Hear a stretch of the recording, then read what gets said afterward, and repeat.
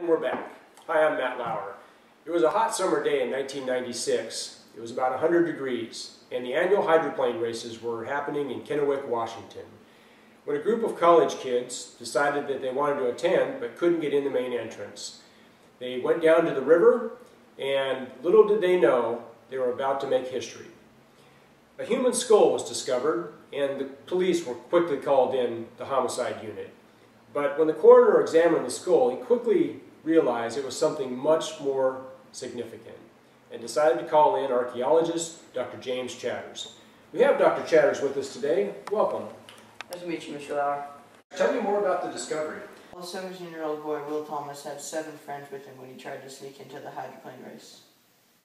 5 of them left on the bank of the Columbia River because it was just too muddy and there's a lot of thorn bushes. It was tough terrain. He called the police because he and his friend thought it was a murder scene. So the police were pretty suspicious. They didn't think it was a modern skeleton. They thought it was different, unique. So they called me and Dr. James Chatters. And I gathered my team. We went out to the bank of the Columbia River and we dug up all the bones. There was more than 300 of the bones. So doctor, tell me more about where and how they were discovered. Well, all the bones, I don't know if I mentioned, they were found within 10 feet range. They were found in cemented soil, so we had to kind of chip away.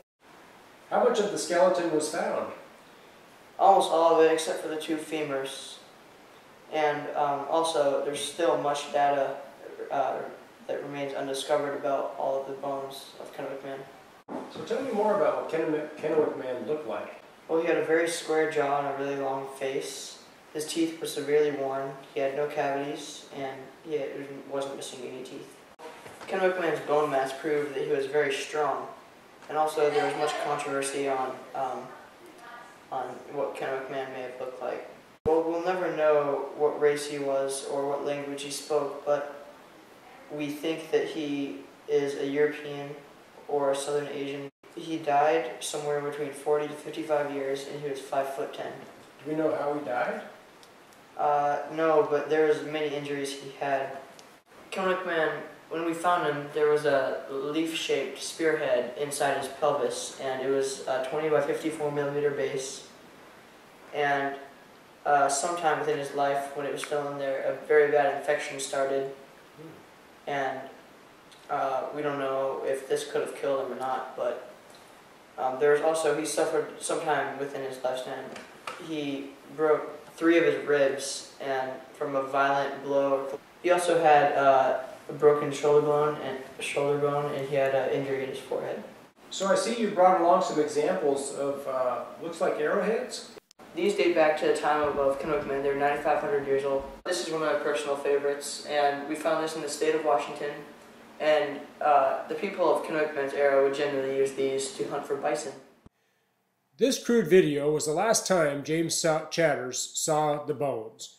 For just 4 days after they were radiocarbon dated, the government confiscated them because several local Native American tribes protested the collection of the bones, and all scientific work stopped. Who were those 5 tribes? The Umatilla, the Yakima, the Nez Perce, the Colville, and the Wanapum tribe. The Umatilla tribe got the chance to take the lead on the issue. The other tribe just kind of fell off. And after 9 years of battling in court, eventually the U.S. archaeologists got the chance to study Kennewick Man. And the Umatilla Indians didn't get to bury what they thought was their ancestor. Thanks, Dr. James Chatters, for coming out and sharing with us all of your amazing discoveries about Kennewick Man. It's been a real pleasure to have you on the show. It's been a pleasure for me as well, Mr. Lauer.